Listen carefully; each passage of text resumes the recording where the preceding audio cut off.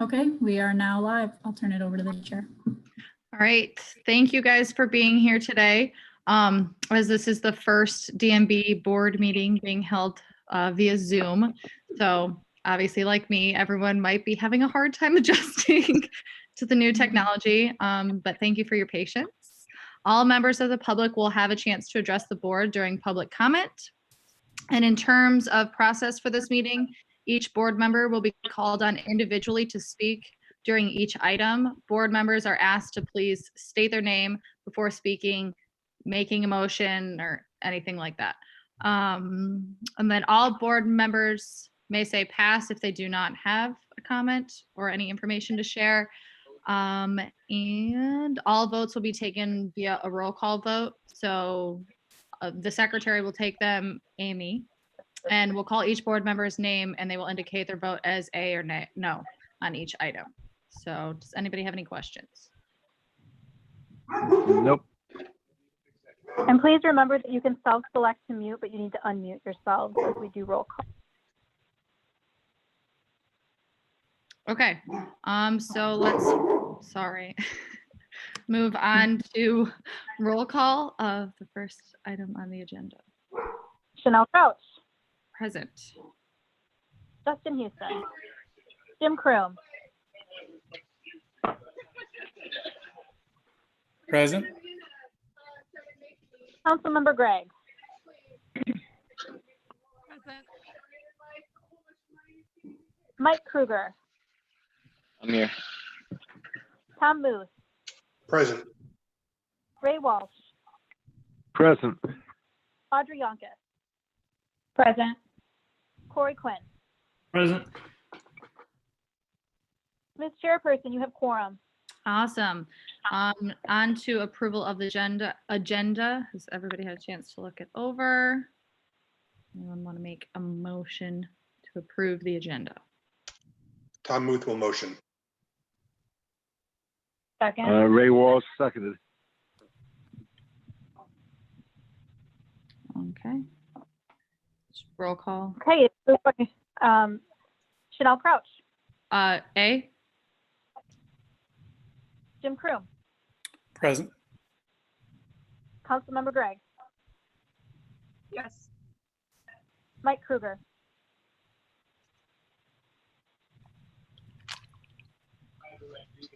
Here.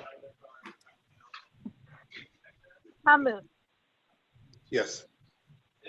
Ray Walsh, Present. and you're okay with the minutes, Ray? Or I'm sorry, with the agenda? Yes. Audrey Yonkis, Yes. Corey Quinn. Yay.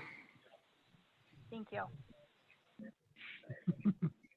The motion passes unanimously.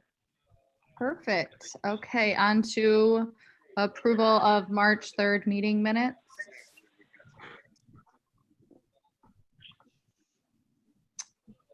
Tom Muth will motion. Audrey Yonkis, second. Okay. All right. For a roll call vote, Chanel Crouch, Yay. Jim Croom, Yes. Councilmember Gregg, Oh, I wasn't on mute anyway. Mike Kruger, Yes. Tom Muth, Yes. Ray Walsh, Yes. Audrey Yonkis, Yes. Corey Quinn. Yay. The motion passes unanimously. Okay, on to the financial reports, the treasurer's report. Oh, look at that. Okay. And if possible, Nicole, is it possible to make that a little bit larger? But I do have my notes with me. So as is the case with the financial report, there's not a lot of activity, as we all can imagine, during the month of March since we last met due to COVID-19. You can see on the second page that the majority of the expenditures were in regards to just supportive staff salary and computer charges. We did, under contract services and marketing, have a couple of Facebook expenditures. So as you recall, quarterly, the Downtown Management Board tries to have promotional informational materials that the businesses have for January through March. So there were those Facebook tab offers that we had created at the beginning of the year. And then edits to the second visitor's guide printing. We have not had those printed yet because per the executive order, those types of services are not underway. But we certainly can discuss that when things are back in full operation. If you can go back to the first page, if you don't mind. I did want to bring a couple of things to everyone's attention. So first of all, I wanted to make everybody aware that there's been a couple of updates in terms of summer events. So the Be a Tourist in Your Own Town, which is hosted by the Greater Lansing Convention and Visitors Bureau, but the Downtown Management Board and Downtown East Lansing host East Lansing as a site in Ann Street Plaza. They have canceled that event. That event was scheduled for the beginning of June. And a lot of that rationale for them canceling it so early is because they asked venues, large venues, such as Impression 5 in the zoo, to allow people admittance at no charge.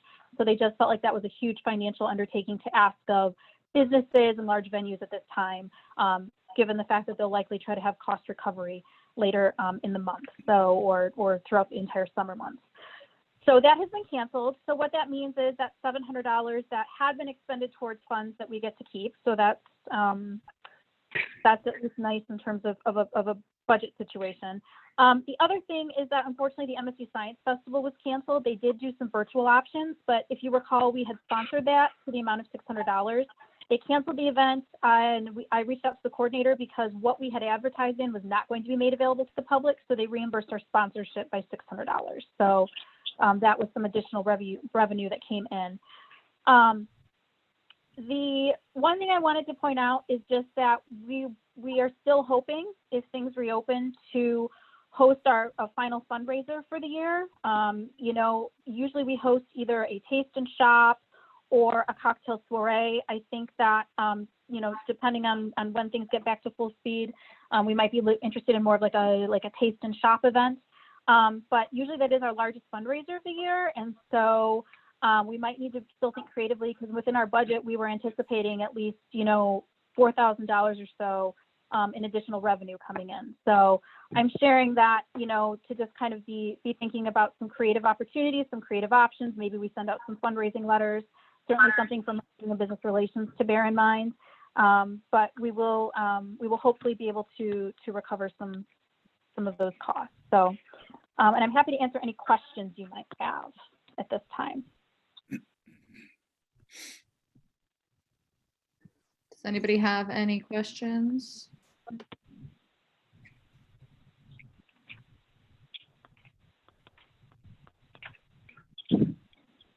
Are we all Excellent. set to take it? So I don't Well, know. you don't need to formally approve the Okay. the Yes. report. Okay, so we'll move on to 3.1, a new business, consideration of a special rule to limit public comment to 2 minutes per individual. So as we're all aware, this is the first time the Downtown Management Board has hosted a virtual meeting via this platform. It is the recommendation of the city attorney's office that all boards and commissions consider implementing this 2-minute public comment, because as you can imagine, we are live streaming it, and so comments continue to go on and on. We want to make sure that we are respectful of everyone's time as they continue to log into the meeting. So it is at the recommendation of the city attorney's office that all boards and commissions approve this motion.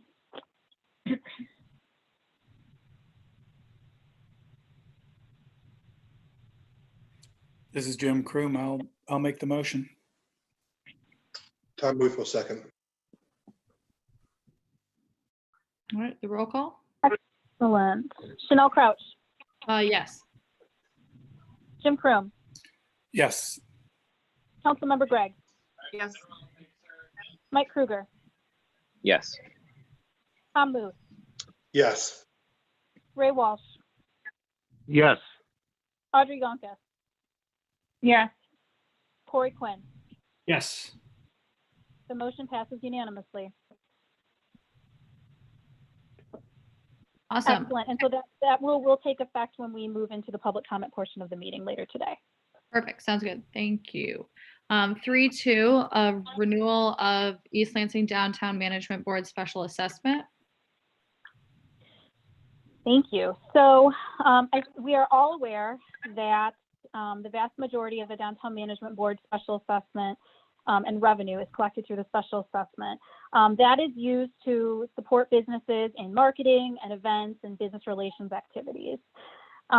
During our last meeting on March 3rd, the world and our local lives were quite different.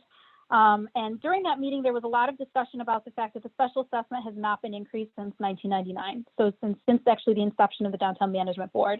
And so at that time, it was the recommendation of the board to increase the special assessment by 3 cents per square foot, and then increase the caps of those businesses that have more than 2,500 or 4,000 square feet. Staff felt that it was appropriate to perhaps bring this back to the board for further consideration. What we did also provide you with as supplemental material as the second attachment is a roll call. So since our March 3rd meeting, we were able to actually meet and work with the city assessor's office. And they were actually able to provide us with a final tabulation of what special assessment could be collected if we kept everything at the exact same rate. So if we were to keep everything at the same collection point that it is now and keep the caps the same, we would actually be looking at a total annual assessment of $44,471.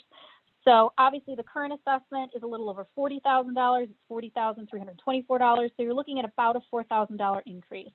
The majority of that increase is due to the new development. Again, it's accessible square footage as deemed appropriate because the Downtown Management Board is part of a principal shopping district. So essentially you're seeing the vast majority of that coming in because of the Center City development. Staff just wanted to really bring this back to the board. Depending on what you decide today, we'll obviously go before City Council for budget discussions. And I'm happy to answer any questions, but really this is an opportunity to kind of dialogue and see what board members were supporting at this time.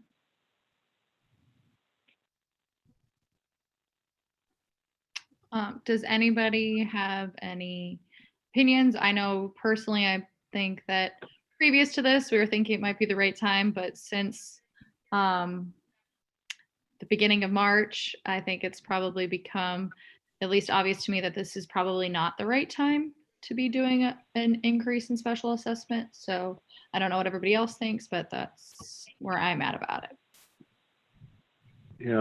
This is Ray Walsh. I agree that we should not be raising it this time.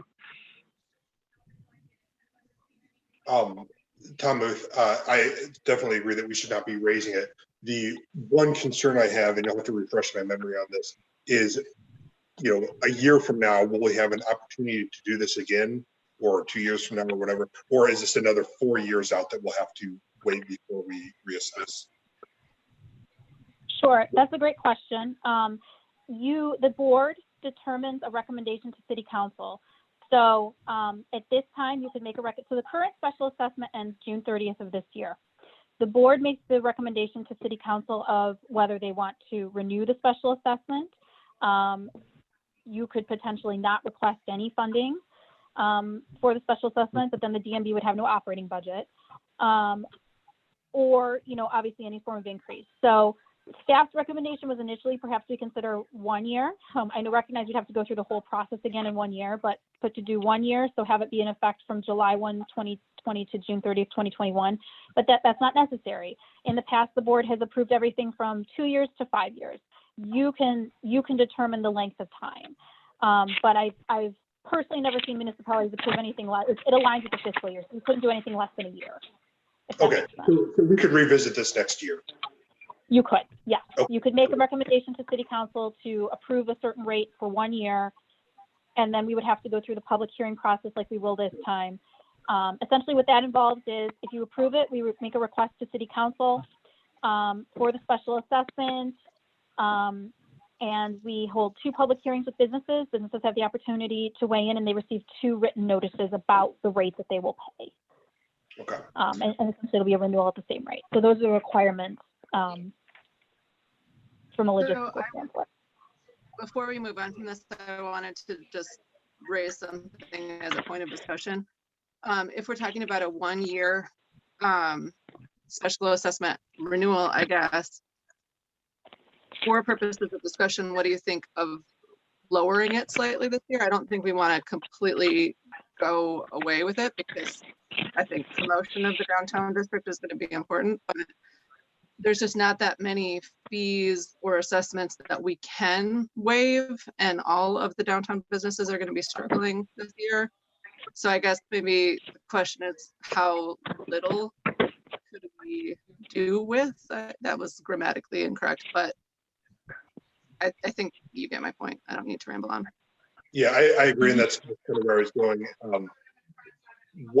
To further expand on that, if we're going to be in this for 2 to 3 months or so, there's going to be a whole host of things that we don't even need the money for. What are we doing in this time period? The money would definitely be better off in the hands of the business at this point.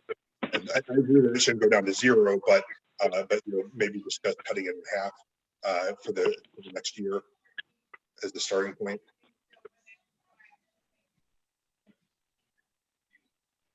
So Ms. Bartol, can you bring up the special assessment roll, the second attachment again, just for a moment so everybody can look at it?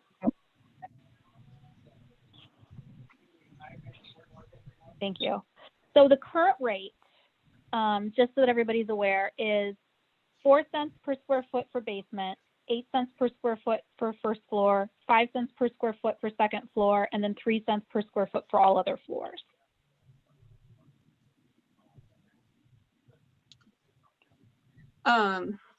Could we do some sort of special add-on where vacant storefronts were not assessed for this year, and then other things that were still in business were able to continue at the regular rate?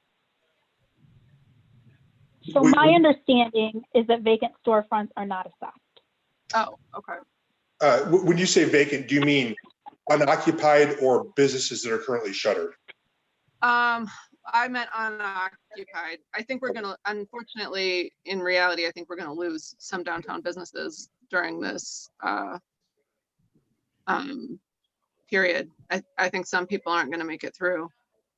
So I think we'll have some storefronts that are not currently vacant that become vacant. Yeah, I mean, the only thing about that is, I don't know if the people, I guess, I would feel more comfortable doing something like across the board. Yeah. But just because the businesses that make it through are still, they're just going to be fortunate that they made it through, right?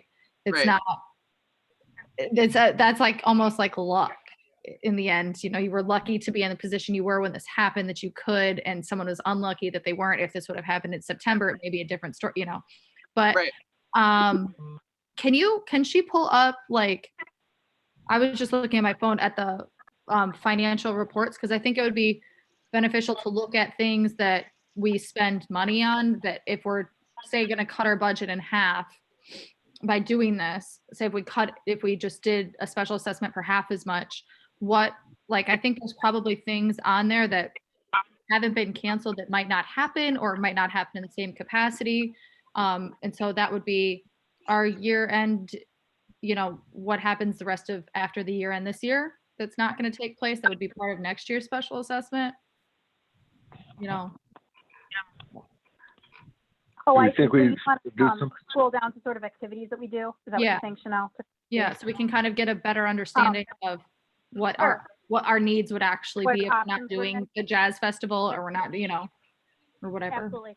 And one clarification I want to provide is I believe, and I need to confirm with our finance department special assessor, but when I say, or I'm sorry, assessor, when I said that I believe it's for the businesses are not assessed that are vacant, I believe it's for those businesses who were open by the end of the year of 19. So in other words, those businesses that were still open on December 31st of 19, because I believe it relates back to taxes, would not be assessed.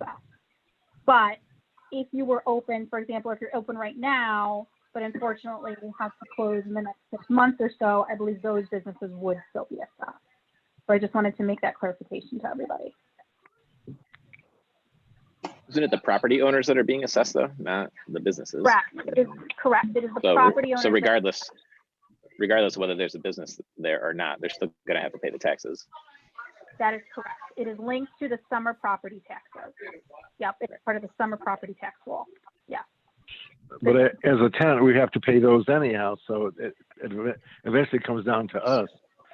Exactly. Do we want to do a across the board 50% discount?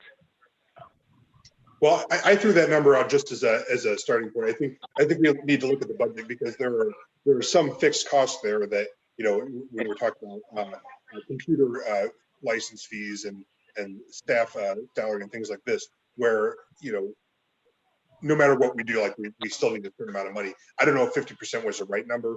I just threw that one out there. I think it would require us to see what our fixed costs are and use that as a baseline. Yeah. Sure. So In terms of general operations, obviously, you know, you mentioned you do have staff salaries, so that's about $15,000 a year. There could be some discussion, so that supports a portion of my salary, a small percentage of my salary, but it is primarily me and McKenna's salary. Now they will both be graduating, so you could determine to lessen that, right, or not hire a DMB intern. So that is one option. In terms of annual events, you have Green Friday, which is our version, obviously, of Black Friday. We usually budget about $1,500 a year for that. We provide a Winter Glow sponsorship, so that's the big holiday carnivals of $2,000.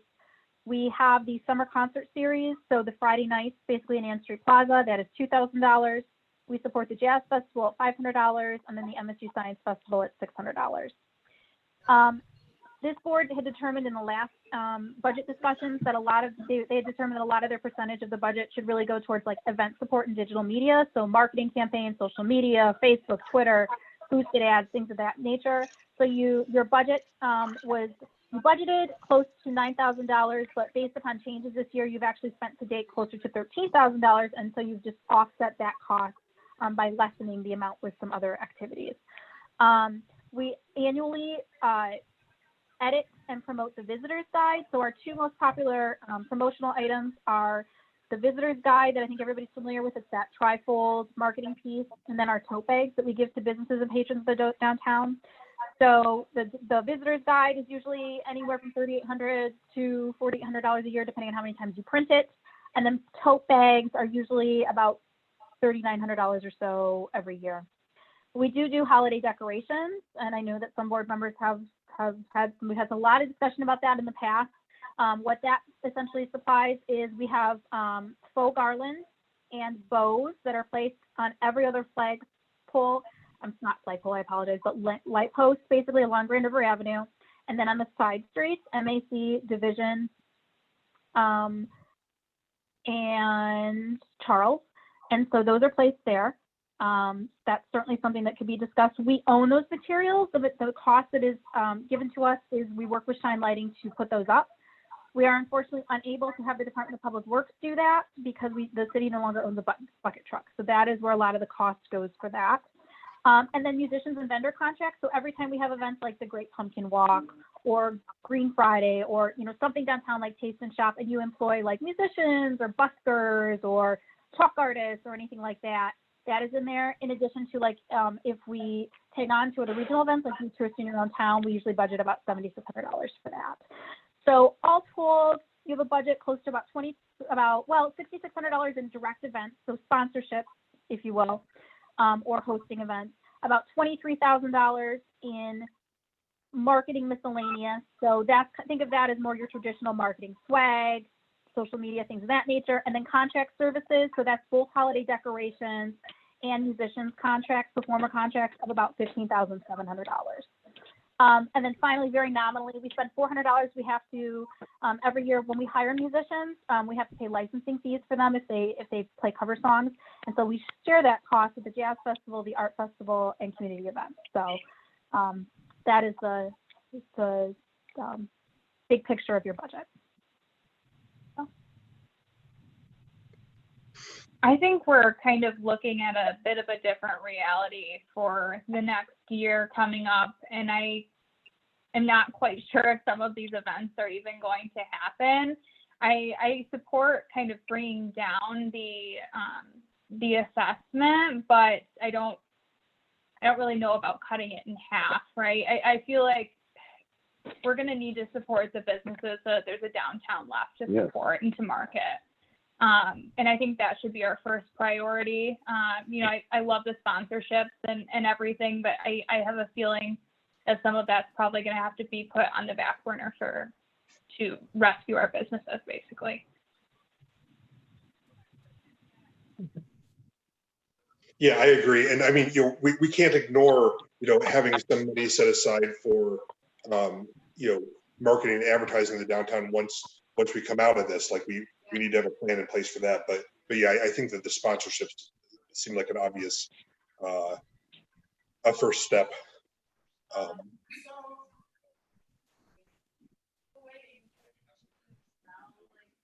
Agree. Yeah, I think some cut, I don't know what that should be.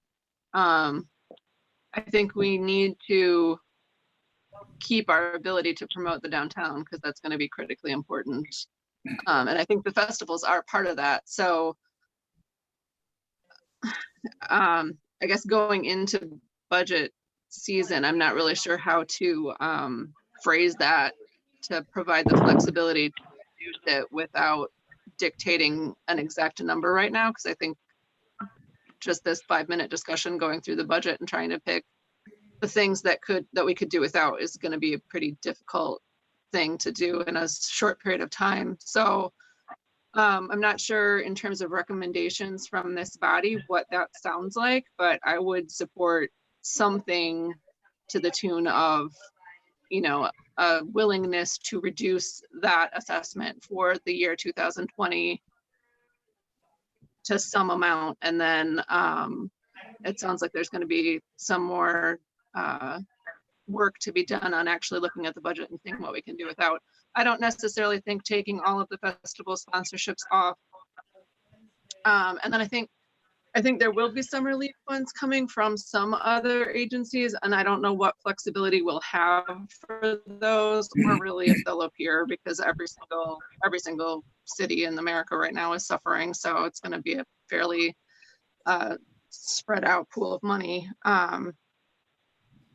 So yeah, I guess I'm not fully on board with just eliminating the sponsorships, because I think the festivals are definitely a part of downtown. But I think that we're thinking maybe if you were to look at what may or may not happen and kind of make a decision, I think we have to make a decision, right, Amy, or do we have?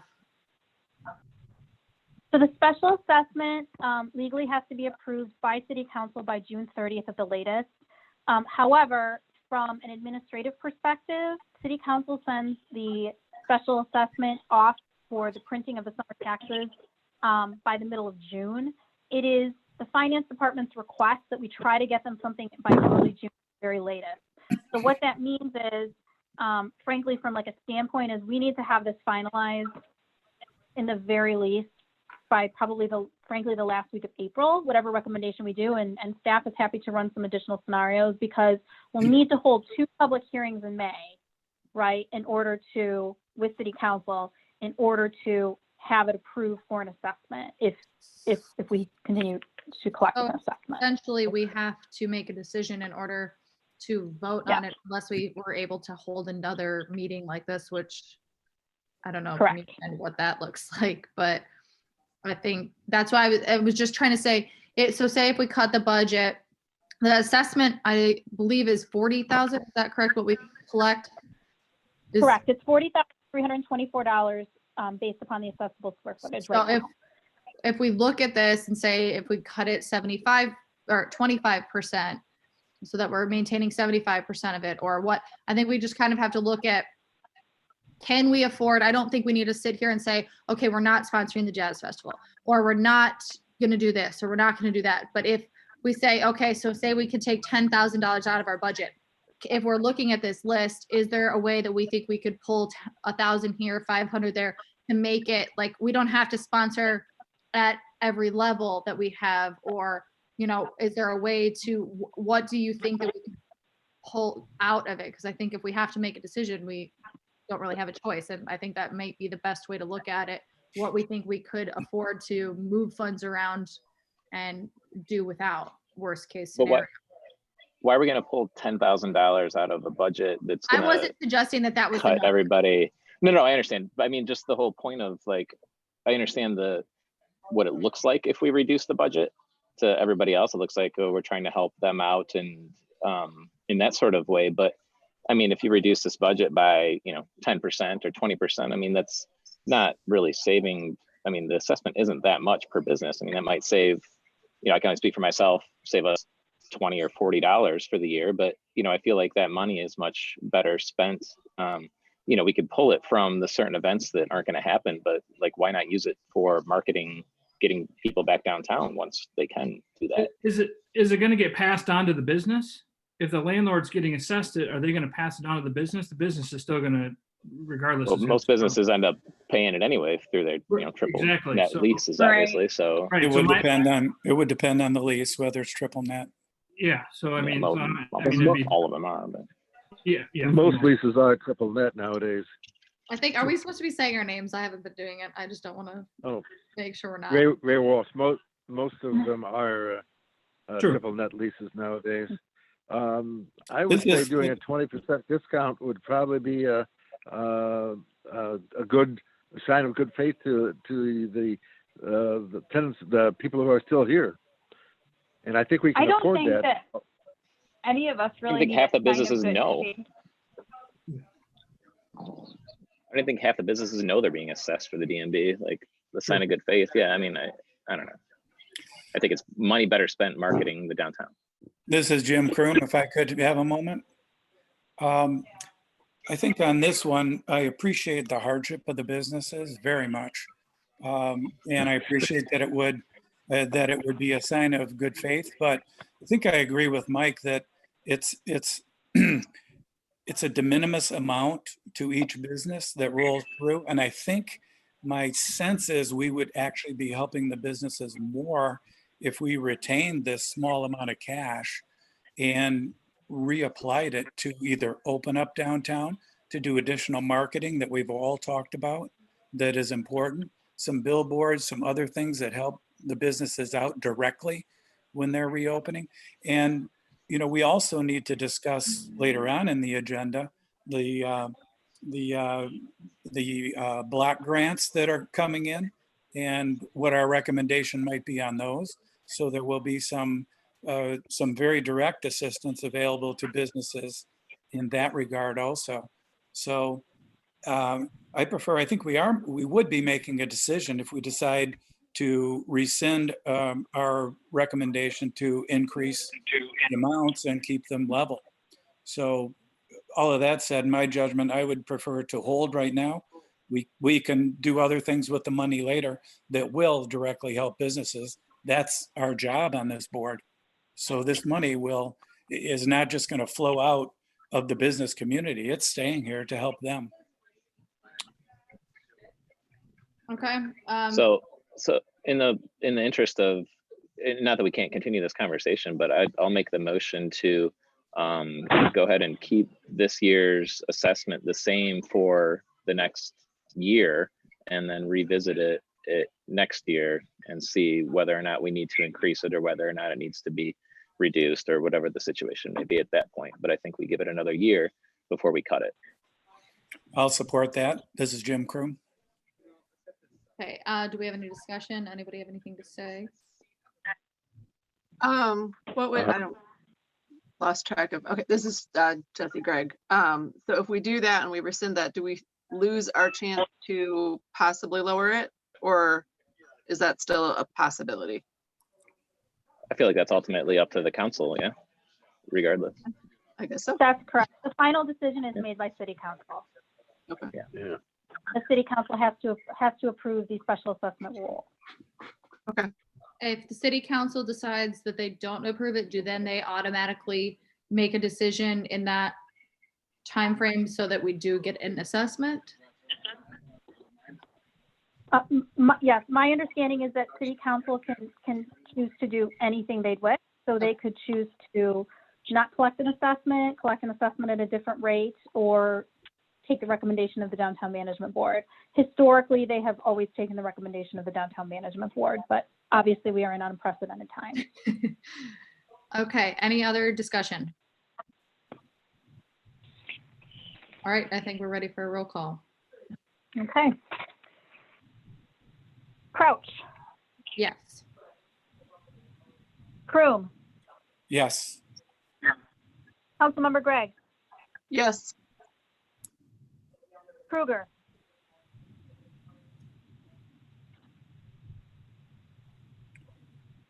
He's muted. Mike, you're muted. me? No. Oh. My bad. Yes. Mr. Muth, No. Ray Walsh, No. Audrey Yonkis, Yes. Corey Quinn. Yes. Okay, the motion has passed. All right, on 6 to to 2. 3.3, consideration of funding requests for business support initiatives within the Downtown Management Board District in direct response to COVID-19. Okay, so we are all aware of what has been going on at a global level. You know, we've talked a lot about the budget already today, but unfortunately, it's very clear that the Downtown Management Board doesn't have, you know, any disposable funds to give direct financial assistance to the businesses. And we certainly also recognize that the need is great. We anticipate that businesses will need both, you know, cash flow assistance and marketing assistance.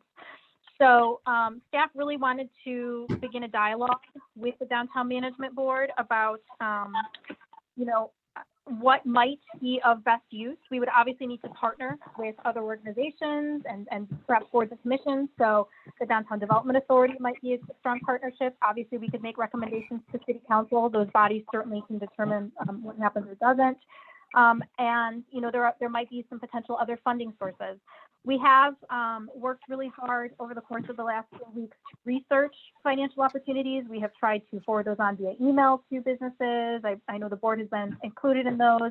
We've also shared informational links on our Downtown East Lansing social media sites, on Facebook, Twitter, Instagram.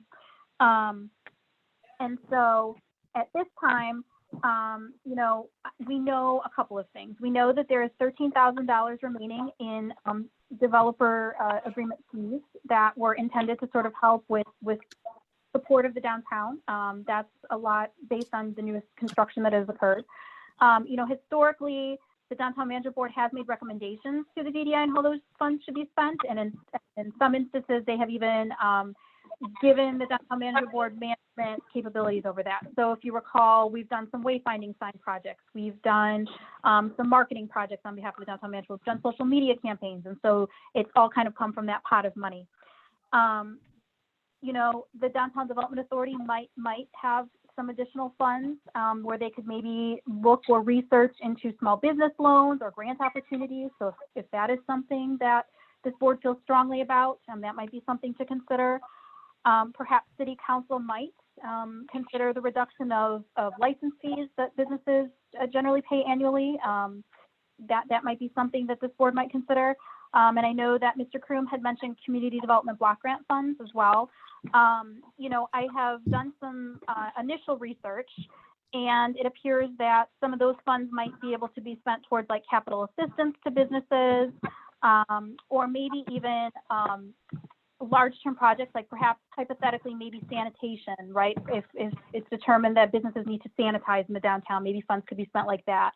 The one caveat I do have for community development block grant funds is that if it's assisting an individual, right, or a business, those individuals must fall under the criteria of the low to moderate income that's set by the federal government. So, you know, where the Downtown Management Board, we try to make it equitable for all businesses, no matter what your financial status. I just want to make that clear that for community development block grant funds, if it's an individual receiving assistance, or business, they generally have to fall under some criteria. So again, we recognize the need is great, but we thought that it would only be appropriate for the board to have some dialogue. And if you have specific recommendations that you would like staff to forward on to other boards and commissions or city council, this is really your opportunity to discuss that and to do so. And I think specifically with those $13,000 that I mentioned, if you have ideas of that, maybe it's marketing, perhaps it's not needed right now, but we want to think about, if in the great world where everything is back open by, let's pretend, the end of June, is that where we use and spearhead a marketing campaign of some sort? And so, we spend those funds that way.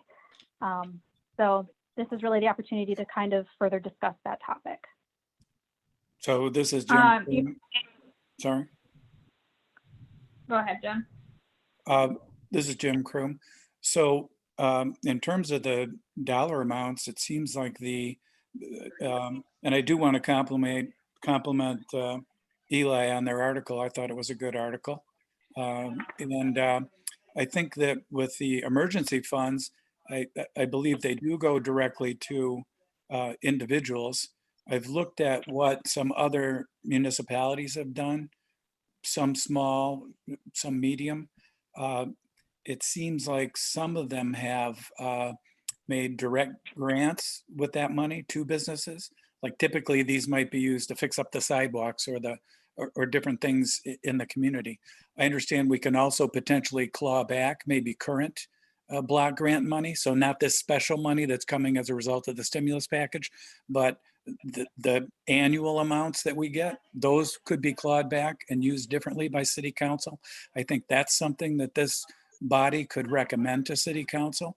I think these should be directed at business assistance. Other communities have also done rental assistance for low-income families and individuals. So those seem like the two areas where municipalities have focused. There may be others. And some of them with the business, and we'd have to think through this. Actually, council will have to think through it because this is new to us today, and council will probably be dealing with it before we meet again, I hope. But some of the cities have restricted it to businesses with fewer than 10 employees or even 5 employees. And I don't know how that flows through the business community and how that feels for this group that consists of businesses. But those are some of the ideas, and I would encourage a motion or a recommendation from us that city council use a significant portion of that money, the block grant money that is, to assist businesses. So I have a couple thoughts. Go ahead, Audrey. So I did a little bit of research into this too, and I really liked the way that Lansing kind of did their rescue fund. Obviously, we would probably have to do it in smaller amounts. They had that LEAP grant, and that was great, but it was basically a lottery, right? I mean, like 60 businesses out of 2,000 got the grant. And I think it'd be more beneficial for us to do something in a smaller amount to more businesses, somewhere in the $2,000 to $5,000 range. And I would love to recommend that to council. Their revenue cap seemed right on point too, because a lot of these larger businesses are getting these large PPP, loans or grants technically if you use it right, and the small businesses are kind of getting left behind. Well, I don't know if I mean, with the PPP loans, the large businesses are getting them based upon what their everybody's getting a ratio of the PPP loans based upon what their payroll is, and there's payroll requirements. So if you are a large business, this is the only issue. It's a joke because if you're a large business, but hold on.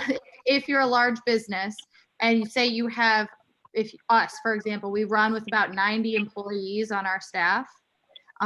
So in order to receive the grant funding, you have to have 90 employees back to receive it as a grant and not a loan. We have to have 90 employees back on payroll by June 30th. And I don't even know if we'll be open by then. And unemployment is paying, if you express it out to a full year, 52 grand, and we can't really afford to pay our entire Yeah. 90% staff, 52 grand a year to work there, especially if we're not open. So I don't know if the PPP fund, I don't know if evaluating funding based upon business size or employee size to me makes sense, because some of the larger businesses have the most operating expenses to stay in business while closed.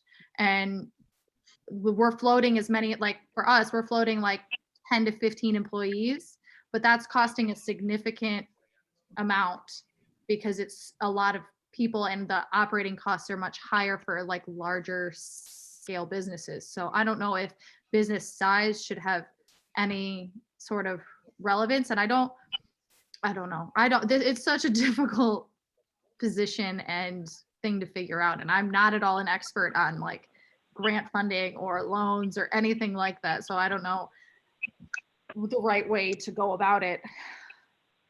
But So it's Jim Krim again. It feels like it'll be up to council and staff to determine what the requirements are for the block grants. Because it feels like there are income level requirements potentially. That may be why other municipalities are limited by one of these measures, by number of employees or something like that. So staff would just have to look at that, and it would have to go beyond, I think, beyond our downtown management district, beyond the DDA district, because we have businesses in town, in our district, in DDA, and in the entire municipality. So council probably will have to focus on all of them. And there are low-income residents who need some of this money for rent, to have a roof over their head. And so that's another thing council has to look at. Right. Just to bring it back, I just want to clarify that from a community development block grant perspective, here is my understanding, and we are still working with HUD on final guidance, but obviously all community development block grant funds either need to be spent in a census tract or with businesses or individuals that are low to moderate income. We have to submit either an amended action plan. So our fiscal year so basically we're in fiscal year 20, right? And it's program year 19 for HUD. So we would either amend our existing document and say we want to use these COVID funds, CARES Act funds to, on these type of resources.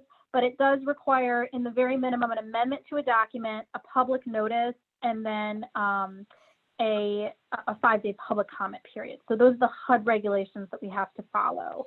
And obviously the final determinations are with City Council, to Mr. Kroom's point. Now, again, you can make all recommendations, but it would need to be open to income eligible persons or within income eligible census tracts. And that's really more if, frankly, God forbid we did have an outbreak here. I can tell you that, for example, funds can be used to sort of prepare for or respond to the COVID outbreak. So hypothetically, if we needed to set up a temporary hospital on MSU's campus, God forbid, we could use those funds immediately and work with the health department to do that. So that's really what HUD is mandating to us. They're saying it has to be in preparation for or in response to direct COVID things. But there is an element of business that could occur. But again, to Jim's point, it was citywide. It could not be the DMV or D. Ms. Smoot, give your hand up. Yeah, just a couple points. And Jim touched on this, but I think it's worth mentioning with these block grants is this is a city, like this would not be a downtown limited to downtown businesses. This would be the entire city that would be eligible for anything that would be available. And I agree with Audrey, looking at what the LEAP, the MEDC grants, I feel like that they underestimated the number of businesses that would be applying for it. And so the dollar amount that they put forward, the 10,000, it probably would have been better served if it was a little lower, like 7,500, 5,000, to spread out a little bit more. So I think that number makes sense if we're talking about a recommendation. That's all I have for now.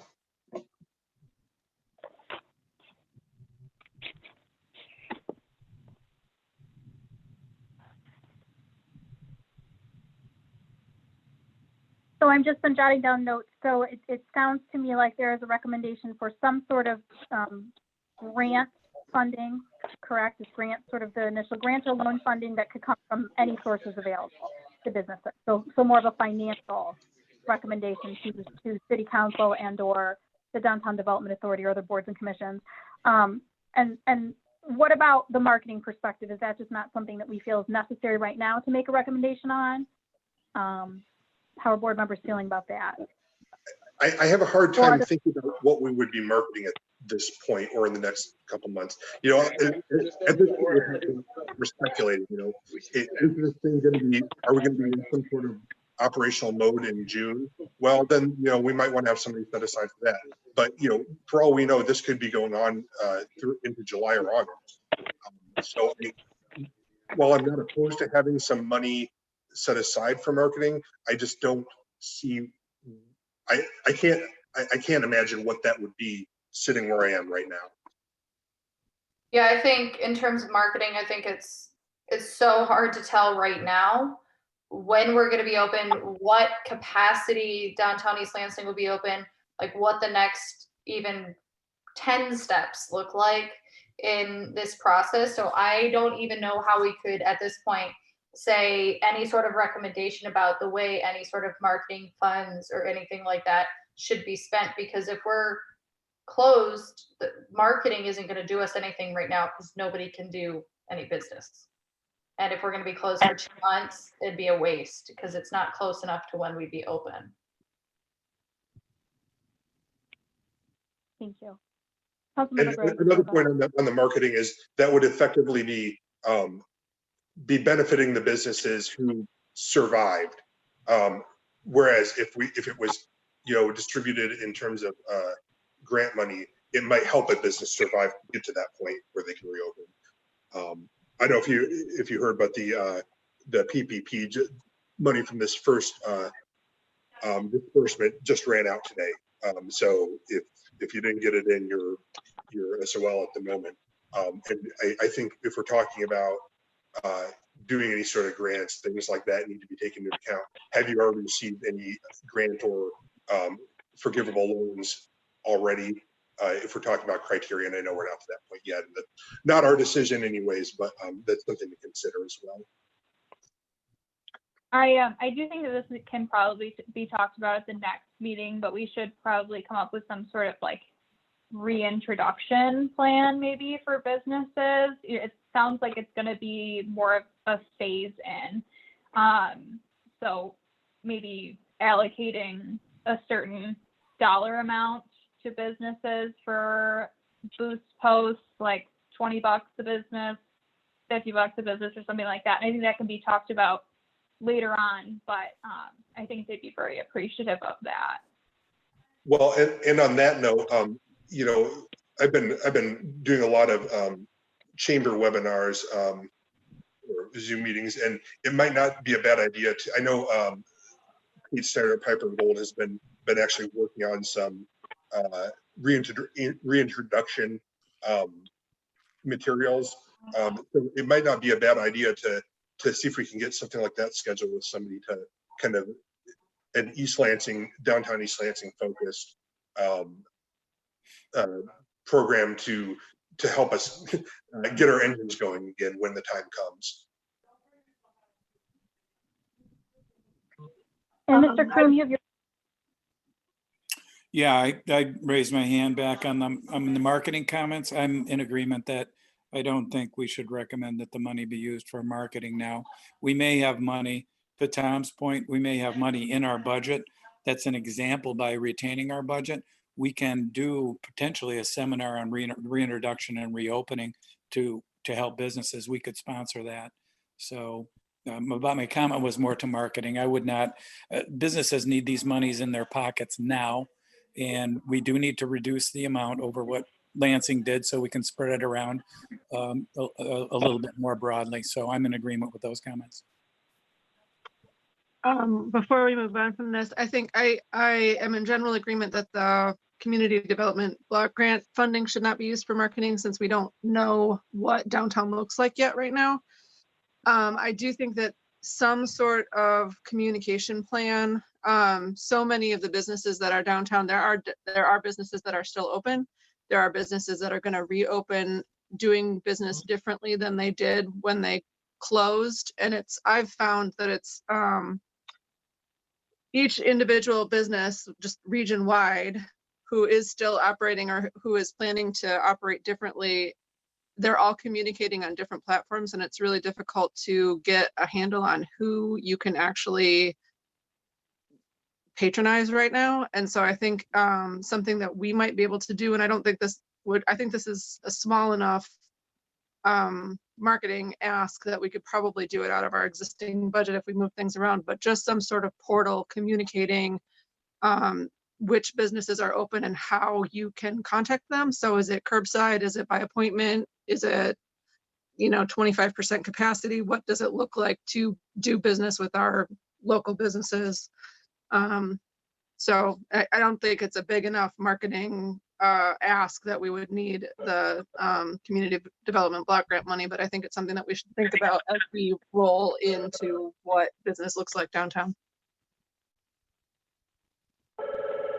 And so Councilmember Greg, you're thinking we try to institute that now, correct? Like we try to. I think we should put whatever the framework of that is up now, because I buy groceries at Campbell's, but businesses on either side of them are closed, and they're doing online and curbside pickup, things that they didn't do before.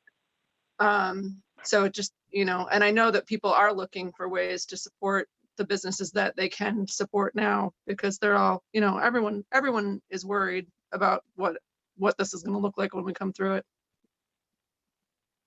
Sure. And I just want to tell everybody, we do have a web page up. So the businesses had to respond to our SurveyMonkey, but the businesses that did respond, if you go to the Downtown East Lansing webpage, and then there's two elements, right? There's the business support, but then there is a listing of the businesses that are open, that are retail and restaurant. So if they responded to that survey that we sent out a couple of weeks ago, we do have that up. But maybe it's an enhancement of that, if I'm hearing that correctly. And I think ongoing, just because businesses that aren't closed now will be able to reopen. The shut-in, the stay-at-home order, I think it will roll up the same way that it rolled out. So there will be more freedom in increments. And so businesses that can imagine, what format, once we find out what those are, then each individual business is going to kind of self-assess whether or not they can, whether or not they can operate. And so I think whatever communication that we have about who's open and how they are open needs to be ongoing. I agree. And I also think that, if we have this in place already, it might make sense to spend a little bit of advertising money to promote. I don't know if it's a public ready website, but if it is, then we should be promoting this website to let the public know, hey, this is what we're doing in East Lansing. If we already have that ready to go, that there should be some a nominal amount of marketing dollars, I think, put into that. Okay. So that's do helpful we from make a motion for some amount of money to do that? Well, is it public facing ready, or is it more of an internal thing? so currently we have a web page listing the businesses that are following, we believe we're following the governor's order, and are basically it's showing restaurants that are doing like curbside and delivery, and then some elements of retail, but to be honest, there's not a lot of retail open right now, right? So we have the web page. I will caution you that you really don't have much in the budget left at all. So I think that we would need to make an ask to the DDA or City Council to help support that initiative. I was thinking something along the lines of $200 or something to, just for some social media, because that's where everybody is right now. They're not driving around looking at billboards or looking at Facebook. So, $200, if we did it in-house, would go an awfully long way on Facebook. Okay. That would be fine. I think that what we just need to remember right now is that we're anticipating revenue funds to come in. And so we're going to have to make our own budget whole at this point. So I just kind of want to remind everybody of that we're going to need to make our budget whole.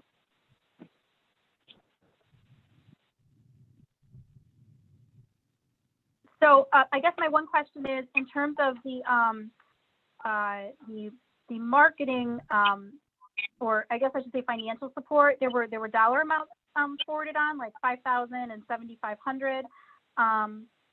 Do you want this to be formalized in like a letter of correspondence, or would you just like us as staff to kind of share these with City Council and the DDA, or how would you like to proceed with that? I'm happy to, as staff, just kind of share information, or would you like a formal letter? I'd kind of like a formal letter. Okay. And so in the letter, could you just all share kind of the main points? So it's sounding to me like, are we in agreement of like a $5,000 to $7,500 grant opportunity? I was thinking, okay, so I mean, if we did like a $2,000 grant, we'd be able to get to 145 businesses. And I feel like we should make this more accessible to as many businesses as possible, rather than limit it and people have a bad taste in their mouth. And, you know, $2,000, that keeps the lights on for a month. You know, it pays someone's salary. It helps out a little bit. People are getting money from different sources too. You got the EIDL, you know, Lord knows that the PPP thing will come in, right? But I don't think that we're going to be able to be someone's main source of help, but I think that we can contribute a little bit and make a little bit of a difference. And I think that $2,000 to $5,000 range is good. And if they want to explore more, and, you know, I was kind of working off of that like $290,000 figure. But if there's more to work with, then I say let's increase it to as much as we can, but be as inclusive as we can.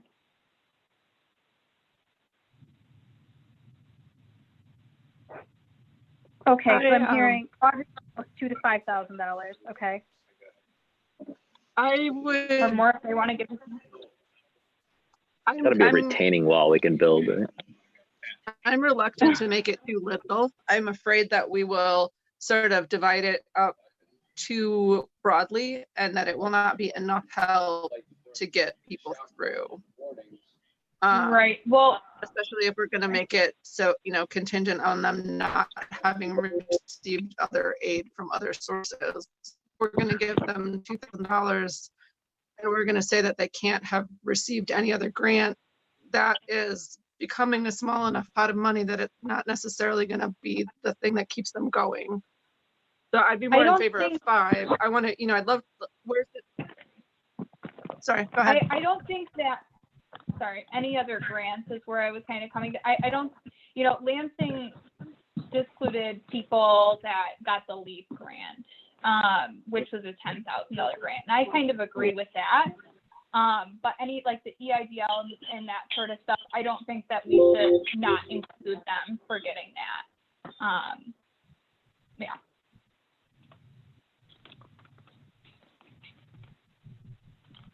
Okay, so are we supposed to be making a motion on this now, or is this something, was this just recommendation, right? Right. I think in the very least, if there could be some formality about a motion to send a letter to City Council and the DDA, and then maybe if there's a finalization of the elements you want in it, that would be helpful to staff. So perhaps it's, you know, a grant and loan program not to exceed $10,000 that allows businesses to have also received other financial support, for example. Okay. Right. I think we should. Sorry. Are they asking for our recommendations on the $290,000 grant that's coming in, or this $13,000 that we have in our packet here? I think it's just, my opinion is it's just general recommendations on what you might like, what you feel is most important for the DDA and City Council to consider. Because again, with the CDBG funding, I want to make it very clear that there are specific financial requirements for that pot of money. So it will, certain businesses will not be eligible for it. And that's the 290,000 or 289. Correct. Okay. But for example, I guess my point is, for example, though, if hypothetically the downtown management board, I'll just pick a number, the DDA, for example, had $200,000, right, in possible funding. Let's use $200,000 for a minute. You know, what would that look like? Or if city council was to try to, I don't know where, but in the budget, you know, say, okay, we've got $100,000, how would we expend that? I think is really kind of the guidance that we're looking at. Or is it more important for city council to not necessarily expend funds, but try to take a potential revenue loss and say, okay, businesses, you don't need to spend money on, or we'll defer, not, I guess defer isn't the right word, but, you know, push back the requirements of, you know, a fee. Okay, so we're not making a recommendation on the 290. We're just making a recommendation in general. If there are funds, please use them to provide small grants to Correct. DDA and/or DMB and/or East Lansing businesses. But I Correct. guess if we're making a recommendation, our recommendation, I think, should say DMB businesses, because that's who we represent. But I don't know.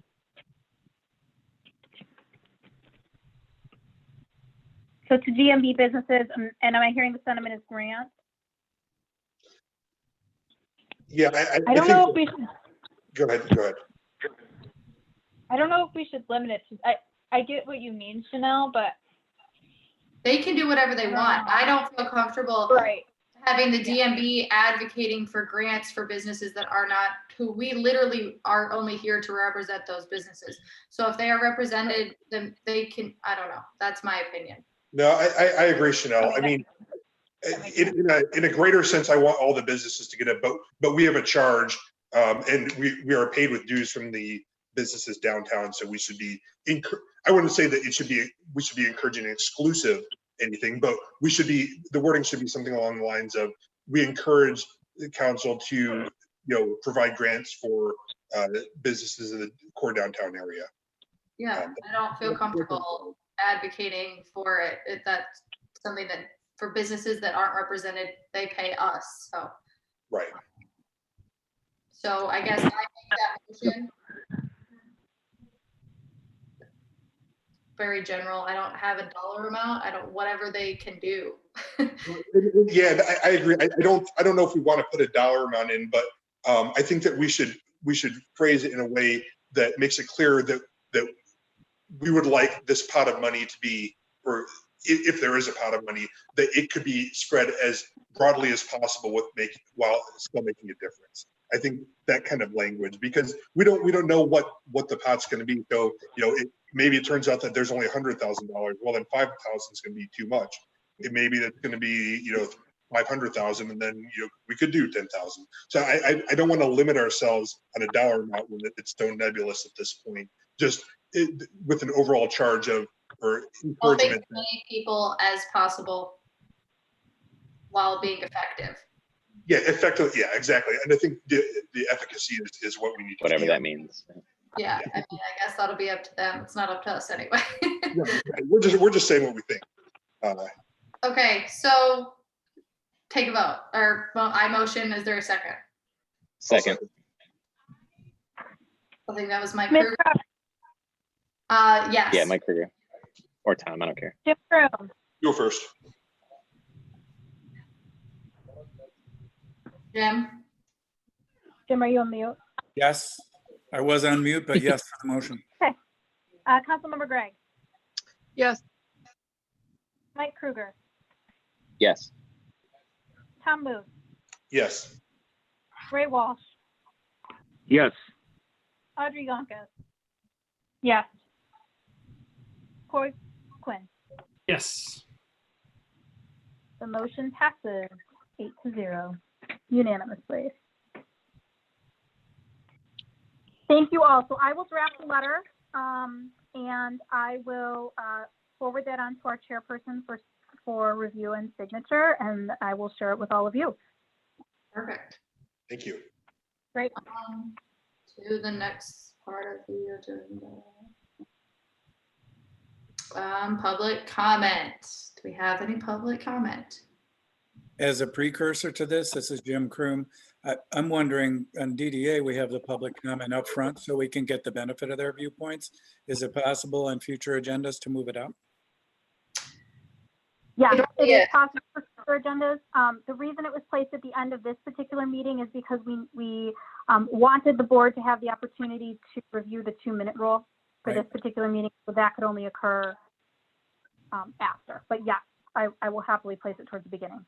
Okay, and I have some things to say before we start public comments.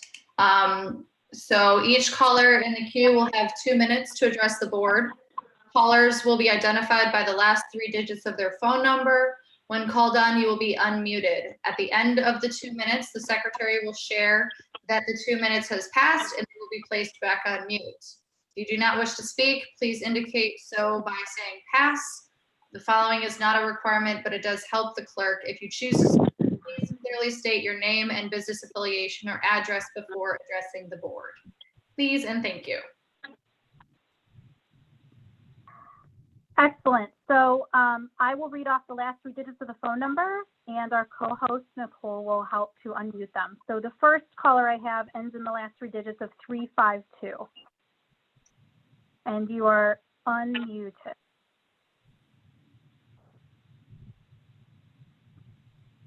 Does the caller with the last 3 digits of 352 wish to speak?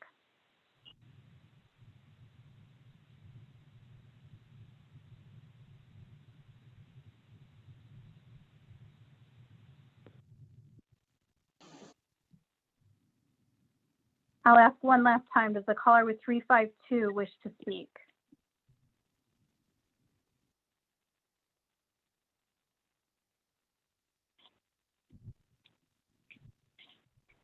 Okay, I think we shall move on.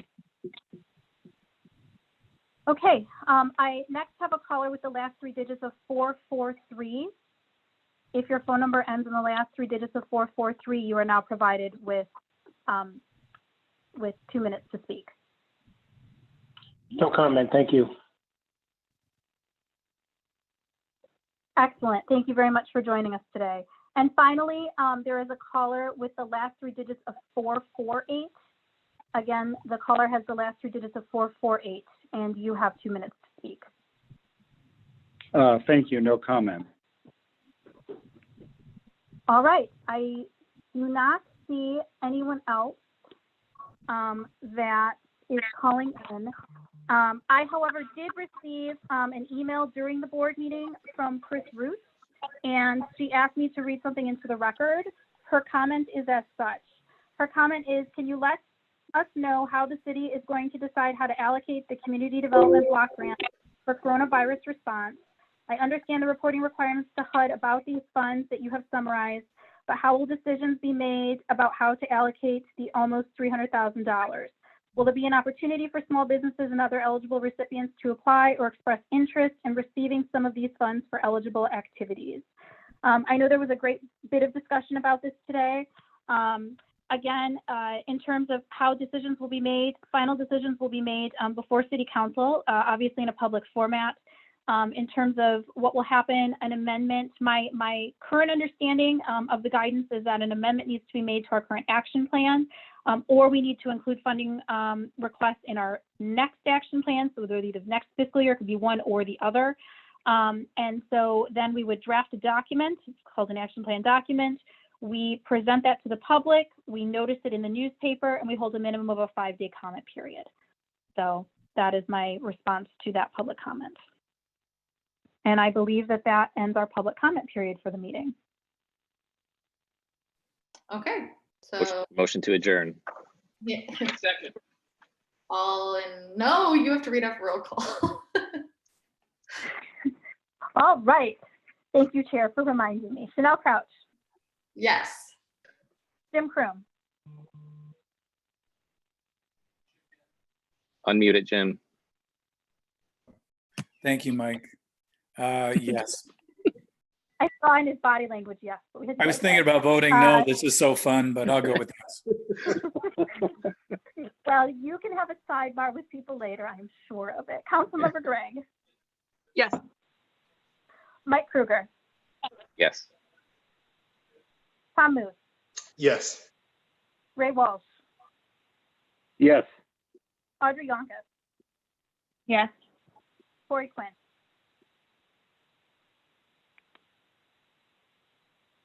muted. And I'm trying to unmute him, although I will say the motion has passed, however. Mr. Quinn, Yes. can you vote? Excellent. That motion has passed unanimously. All right. Thanks, y'all. Thank you very much all for your time. Staff will be reaching out soon with each of you about meeting dates. Thank you very much. We really appreciate your time. And then as always, Bye, everyone. Bye. Thank you. Bye. Bye.